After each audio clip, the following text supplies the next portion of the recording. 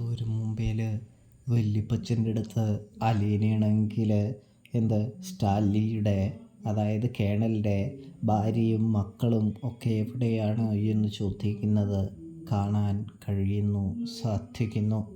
ഇതേ സമയമാണെങ്കിൽ മോളെ, നീ ആവശ്യമില്ലാത്ത കാര്യങ്ങളൊന്നും ഇപ്പം ചിന്തിക്കണ്ട, ആലോചിക്കണ്ട എന്ന് പറയുന്നത് കാണാൻ സാധിക്കുന്നുണ്ട്. ഇതേ സമയമാണെങ്കിൽ അലീന പറയുന്നുണ്ട്, അതൊക്കെ എനിക്ക് ആവശ്യമുള്ള കാര്യങ്ങളാണ്.